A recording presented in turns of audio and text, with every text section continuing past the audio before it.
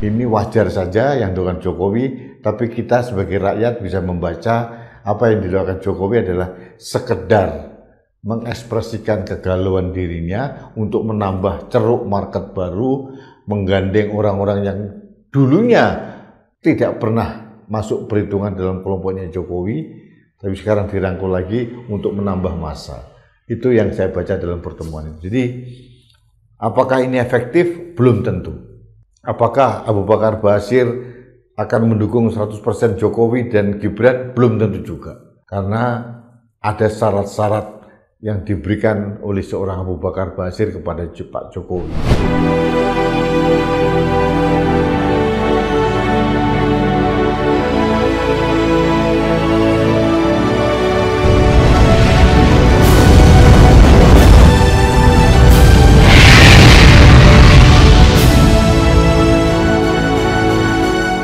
Halo sahabat Indonesia, kita bertemu kembali dalam Opini Rudi di Anak Bangsa Channel. Sahabat Indonesia, beberapa hari yang lalu secara tidak terduga Abu Bakar Basir, itu mantan narapidana terorisme, tiba-tiba mengunjungi kediaman Jokowi, presiden ke-7 kita. Sesuatu yang aneh dan janggal, karena genealogi politik seorang Jokowi itu tidak bersentuhan dengan kelompok-kelompok seperti Abu Bakar Basir yang terlalu kanan dan kanan sekali. Ini sangat aneh bin ajaib. Pak Jokowi mengatakan mendadak Abu Bakar Basir untuk datang. Dari sisi Abu Bakar Basir mengatakan kewajiban ulama untuk memberikan nasihat pada pemimpin. Ini statement naratif yang sangat normatif. Apakah kita percaya bahwa tiba-tiba Abu Bakar Basir datang begitu saja? Hampir semua tidak percaya. Ini ciri khas Jokowi untuk mengatakan bahwa momen pertemuan dengan Basir ini tidak terencana. Saya menduga ini by design. Sudah pasti ada perjanjian, ada perencanaan, dan sebagainya, dan sebagainya. Rakyat tidak akan mungkin lagi percaya pengelabuan yang dilakukan oleh Jokowi bahwa ini mendadak, tiba-tiba datang Abu Bakar Basir, apalagi tidak ada rekam jejak hubungan yang mesra antara Abu Bakar Basir dengan Jokowi.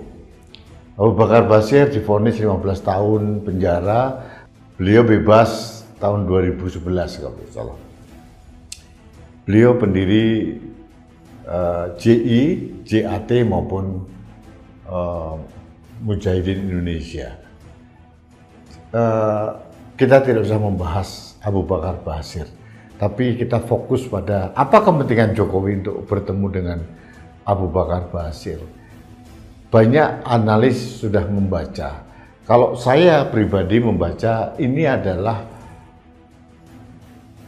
aroma atau ekspresi ketakutan, kepanikan Jokowi untuk tahun 2029. Pak Jokowi sudah melihat ada gejala-gejala, tidak lagi bisa mengendalikan dukungan partai politik, karena partai politik itu genetikanya pasti lebih condong ke penguasa. Penguasa sekarang Pak Prabowo. Pak Jokowi melihat hal itu, tidak lagi bisa mengandalkan Golkar, bisa mengandalkan PAN, bisa mengandalkan yang lain-lain, PSI, apalagi partai gajah itu masih terlalu gurem, P3 mungkin, apalagi masih ricuh. Jadi Pak Jokowi realistis bahwa dukungan kepada Jokowi lambat laun akan hilang. Apalagi akhir-akhir ini gencar serangan kepada keluarga Jokowi terkait dengan keabsahan ijazah Jokowi maupun keabsahan Gibran. Belum lagi tentang kontroversi-kontroversi yang dilakukan oleh menantu Jokowi, Gubernur Sumatera Utara. Ini semakin menggerus dukungan rakyat kepada Jokowi. Jokowi sekarang hanya ditopang atau didukung oleh loyalis-loyalis yang ya masih membawa gerbong kosong lah. Hanya elit-elit tertentu yang mengatakan dia relawan Jokowi dan sebagainya dan sebagainya. Tapi saya tahu isinya kosong, gerbong kosong lah mereka itu. Jokowi melihat lebih realistis. Dukungan rakyat semakin menurun, dukungan partai politik apalagi. Dukungan dari Presiden Prabowo juga dipertanyakan, meskipun Pak Jokowi sudah menggaungkan dukung Prabowo Gibran 2 periode, tapi tidak bersambut dari Gerindra, tidak menyambut, apalagi Pak Prabowo tidak menyambut. Ini yang dibaca Pak Jokowi bahwa dia harus mengamankan kepentingan anaknya. Nah, bagaimana caranya adalah memperluas atau mencari market baru untuk mendukung anaknya tahun 2029. Minimal mempertahankan anaknya bisa sampai selesai tahun 2029. Salah satunya adalah mengambil dukungan dari kelompok Islam garis keras seperti Abu Bakar Basir dan kelompoknya. Secara politik ini sah-sah saja. Secara demokrasi itu hak konstitusional seorang Jokowi. Namun kalau kita bicara etika dan fatsun politik memang aneh.